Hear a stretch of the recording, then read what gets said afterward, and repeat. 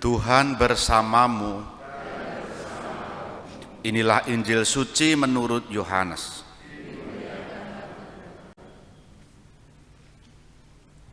Dalam amanat perpisahannya, Yesus berkata kepada murid-muridnya, "Sekarang aku pergi kepada Dia yang telah mengutus aku.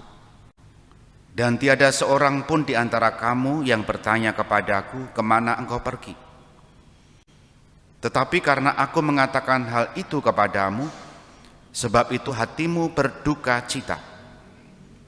Namun benar yang kukatakan ini kepadamu, adalah lebih berguna bagi kamu jika aku pergi.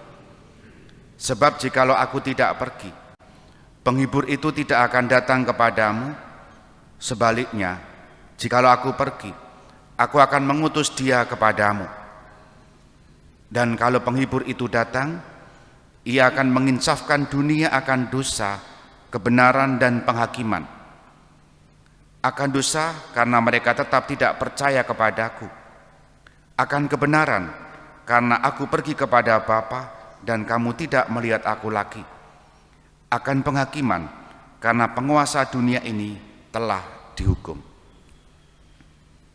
Demikianlah sabda Tuhan.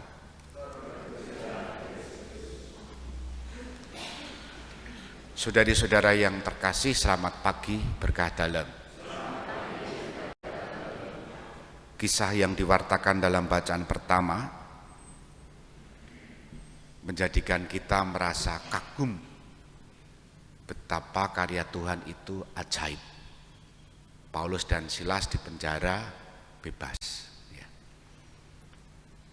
Bukan hanya berhenti pada bebasnya dua tokoh ini, tapi justru kepala penjara juga akhirnya menerima Yesus. Yang menarik adalah kalimat bagian terakhir.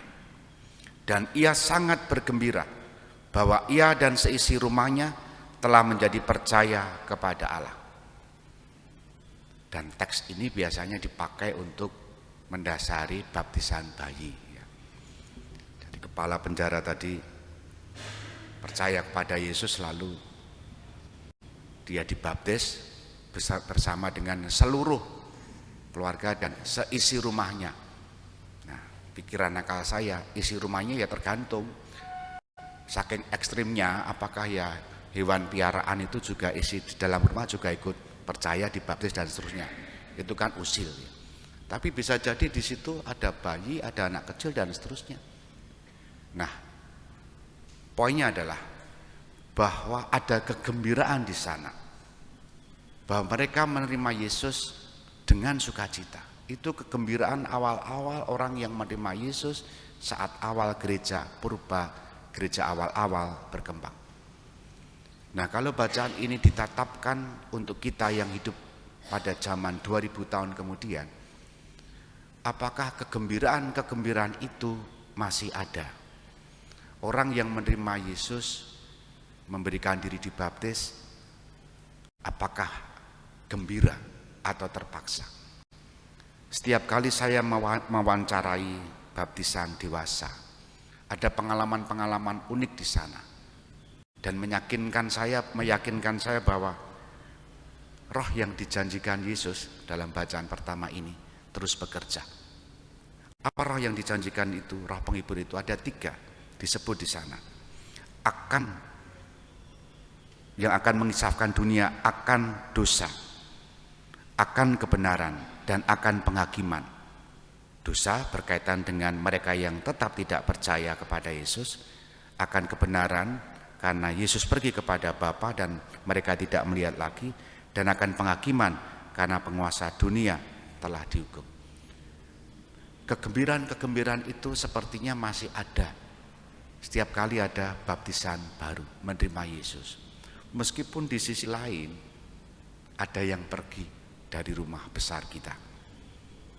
Nah, bacaan ini sekali lagi mengingatkan kita, yang baptisan lama, apakah masih ada kegembiraan? Yang akan dibaptis, apakah menerima Yesus dengan sukacita, akan menerima gembira? Kerap kali saya memastikan begini, kamu mau baptis, mau mengikuti Yesus, atau mau mengikuti calon hidupmu, calon pasangan hidupmu, itu harus jelas. Kadangkala sausil, kalau nanti pasangan hidupmu mati, ya, apakah kamu akan meninggalkan Yesus karena kamu sudah tidak lagi hidup bersama dengan pasanganmu? Ini kan juga bagian dari pergumulan.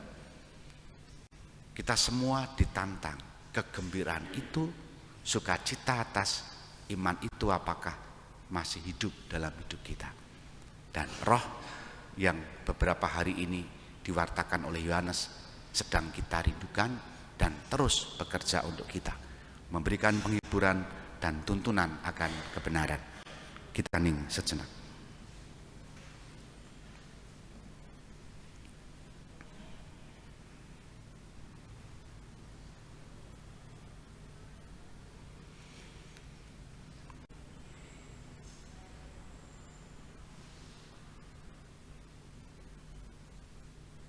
Kemuliaan kepada Bapa dan Putra dan Roh Kudus,